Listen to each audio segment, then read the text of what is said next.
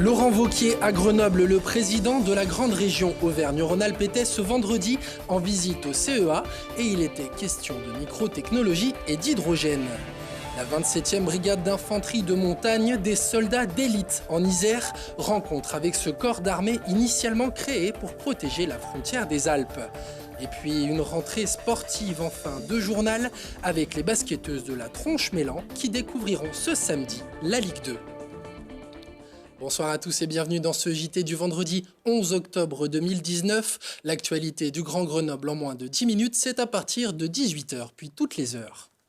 Ce vendredi, Laurent Wauquiez était à Grenoble pour l'inauguration d'un scanner cofinancé par la région et le CEA à hauteur de 35 millions d'euros. Le président de la région Auvergne-Rhône-Alpes a également visité l'atelier pilote hydrogène dont il attend beaucoup. Propos recueillis par Charlotte Faulkner. On n'est pas tous férus de technologie, mais ce qu'il faut avoir en tête, c'est que l'outil qu'on a vu est capable de faire de la lithographie à 1 millième de cheveu. 1 millième de cheveu. Sur une puce qui est grande comme un demi-bout d'ongle, vous avez plus qu'1 milliard de transistors. Et il faut qu'aucun soit défectueux. Et ils sont à Grenoble, ils sont chez nous, et c'est parmi les seuls au monde qui sont capables d'avoir ce niveau de technologie. Quand certains d'entre vous, vous prenez votre téléphone, la reconnaissance faciale, elle est faite avec une technologie qui est une technologie grenobloise. On ne va pas les laisser comme ça. C'est quand on a la chance d'avoir un tel bijou dans sa région, il faut y aller. Et il y a une deuxième technologie sur laquelle j'ai besoin du CEA, c'est l'hydrogène. Celle-là, c'est vraiment la technologie de demain. C'est celle qui nous permettra de rouler avec des voitures propres. Une voiture hydrogène, vous mettez votre verre à la sortie, vous récupérez de l'eau pure à la sortie du pot d'échappement et que vous pouvez boire. Et le CEA doit nous permettre d'être dans les meilleurs au monde. L'accompagnement de la région sur la question de l'hydrogène s'inscrit dans le projet Zéro Émission Valais. Objectif, remplacer 4,3 millions de litres de diesel et éviter 13 000 tonnes de CO2. Cette semaine, il était également question de mobilité dans le récap info de Marie-Caroline Abrial. Guillaume Gontard, sénateur de l'Isère, rapporteur d'une mission d'information sur la gratuité des transports en commun, est revenu sur la question. Alors, est-ce si simple? Écoutez sa réponse. Si on reste dans un financement tel qu'il est, bien sûr que quand on enlève la part payée par l'usager, plus cette part est élevée, plus c'est difficile de mettre en place la gratuité. Le cas de Dunkerque, où on avait un réseau faiblement utilisé, forcément la part des usagers était faible, et donc beaucoup plus facile de mettre en place la gratuité. C'est beaucoup plus compliqué sur un réseau, comme un réseau sur Grenoble, sur Lyon, où on a une part des usagers qui reste important, un versement transport qui n'est pas forcément très élevé. Et donc oui, il y a une vraie question du financement de ces transports. Mais encore une fois, je pense qu'il faut se poser la question de où est-ce qu'on place la mobilité. Est-ce que c'est un droit universel ou pas? Un entretien complet à retrouver ce samedi à 13h, dimanche à 17h ou en replay sur notre site internet. N'étant plus maire de Percy, Guillaume Gontard n'y prendra donc pas part. Le congrès des maires de l'Isère se tiendra ce week-end à l'Alpe d'Huez. Les 512 élus du territoire échangeront notamment sur des questions de tourisme, mais aussi de leurs fonctions qui changent.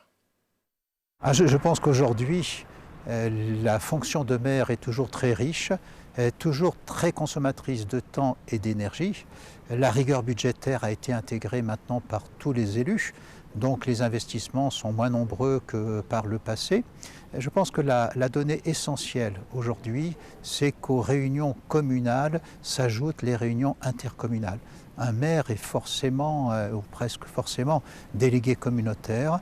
Donc nous avons l'ensemble des thématiques communales à traiter et puis l'ensemble des compétences qui sont devenues communautaires et pour lesquelles les élus des mairies, les maires, les adjoints, doivent être aussi présents. Le tout ajouté fait qu'il est très difficile de concilier vie élective, vie professionnelle, vie familiale, d'où des élus qui font peut-être moins de mandats, mais qui les font toujours avec enthousiasme. Petit à petit, on s'aperçoit que globalement, beaucoup d'habitants soutiennent les maires parce que c'est quand même l'élu local qui passe beaucoup de temps, qui doit être à l'écoute aussi de l'ensemble de la population, quel que soit le sujet d'ailleurs. Il n'y a pas de sujet plus important que d'autres vis-à-vis de l'habitant. Ce qui le concerne, c'est son sujet et c'est celui-là qui est pour lui le plus important. Et c'est la 62e fois que le Congrès des maires se réunira, la première fois dans une station. Voilà une nouvelle qui en fera grimacer certains et sourire d'autres. Les cloches de la basilique du Sacré-Cœur à Grenoble continueront de sonner, n'en déplaise à ce Grenoblois qui avait déposé une requête auprès du tribunal administratif. Les heures et les demi-heures entre 7h et 22h continueront donc d'être annoncées par les carillons de l'église située dans le quartier de la Gare. Eux ont entendu l'appel, un autre, celui du devoir. En France, la 27e brigade d'infanterie de montagne fait figure de référence, composée de 10 unités, parmi lesquelles le 93e régiment d'artillerie de montagne ou encore le 27e bataillon de chasseurs alpins. Ils sont plus de 6500 hommes et femmes dans ces rangs. Laurie Bayet nous fait les présentations avec ce corps d'élite. Elle est l'une des 6 grandes unités de l'armée de terre française. La 27e brigade d'infanterie de montagne a été créée en 1888 pour défendre la frontière des Alpes. Stationnée à Vars, elle compte dans ses rangs plus de 8000 hommes et femmes, dont 1300 réservistes. Sa particularité, elle est la seule à avoir les capacités humaines, techniques et les qualifications nécessaires pour réaliser toutes ses missions dans un relief escarpé et montagneux et en conditions climatiques extrêmes. Cette grande unité de l'armée française est amenée à être engagée dans des opérations sur le territoire national, comme actuellement pour Sentinelle, et également partout dans le monde. Aujourd'hui, on a plus de 50% de nos brigades, 3500 hommes et femmes, qui sont déployés à la fois sur Sentinelle et surtout au Mali, en Irak, en Côte d'Ivoire, au Niger. Appelés les Diables Bleus depuis la Grande Guerre, les soldats de montagne sont implantés aujourd'hui sur 5 départements alpins: Haute-Savoie, Savoie, Isère, Hautes-Alpes et Vaucluse. Ce corps d'élite exporte son savoir-faire français à l'étranger, notamment en Géorgie, au Maroc, en Ouganda et au Moyen-Orient, du Liban à la Jordanie, à l'Arabie Saoudite et aux Émirats Arabes Unis. Quand on va à l'étranger, moi ce que je dis, si vous voulez être performant militairement, si vous voulez avoir des troupes de montagne pérennes, il y a des conditions qu'il faut respecter. Et ces conditions, c'est bien seulement, nous, on va vous transmettre des savoir-faire techniques et tactiques, mais il faut que vous entreteniez des relations de confiance avec les populations locales. Donc ça passe par l'ouverture, la communication, les échanges. Vous leur apportiez concrètement une plus-value. Et on vend également des équipements français. C'est-à-dire que moi, quand je vais à l'étranger, je leur dis, OK, ça marche parce qu'on vous transmet des savoir-faire, parce qu'on vous donne des conseils dans la relation que vous devez avoir avec l'écosystème local, mais également parce que nos matériels, et en particulier nos matériels montagne d'origine civile, sont les meilleurs.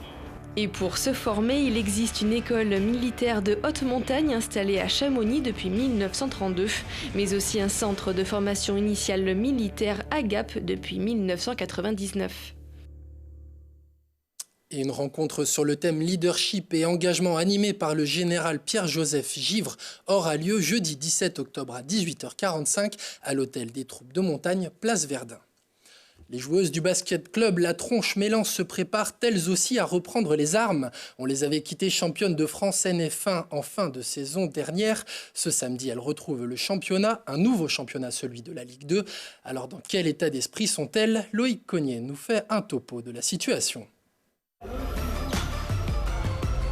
L'heure est à la reprise pour les filles du BCTM et après une montée en 2e division acquise au bout du suspense lors de la dernière journée des playoffs de National 1, il est temps de repartir pour une nouvelle saison à un échelon que le club de la Tronche n'avait jamais connu auparavant.